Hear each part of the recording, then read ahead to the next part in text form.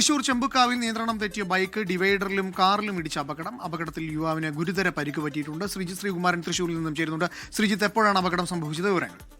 അല്പസമയം മുൻപ്, അതായത് ഏതാണ്ട് 15 മിനിറ്റ് മുൻപാണ് ഈ ഒരു അപകടം സംഭവിക്കുന്നത്.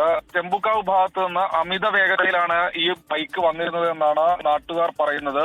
ഇത് ഒരു ഡിവൈഡറിലും, ബാലഭവന്റെ മുൻവശത്തെ ഡിവൈഡറിൽ ഇടിക്കുകയായിരുന്നു. ശേഷം ഒരു കാറിലും ഇടിച്ചിട്ടുണ്ട്. ഈ യുവാവിന്റെ കാര്യമായ രീതിയിൽ പരിക്ക് പറ്റിയിട്ടുണ്ട്. ചെവിയിൽ നിന്ന് അടക്കം ചോര വന്നിരുന്നു. പെട്ടെന്ന് തന്നെ ജനറൽ ആശുപത്രിയിൽ എത്തിച്ചു.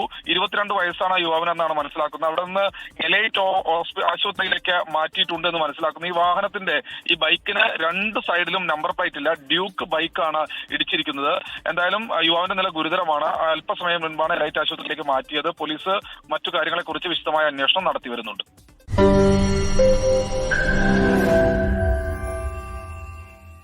ലോകത്തെവിടെയായാലും ഏത് സമയത്തും 24 വാർത്തകളും ഓഗ്മെന്റഡ് റിയാലിറ്റി പാക്കേജുകളും എക്സ്പ്ലെയിനറുകളും വിശദമായി കാണാൻ ഞങ്ങളുടെ യൂട്യൂബ് ചാനൽ നിങ്ങൾക്ക് സബ്സ്ക്രൈബ് ചെയ്യാം.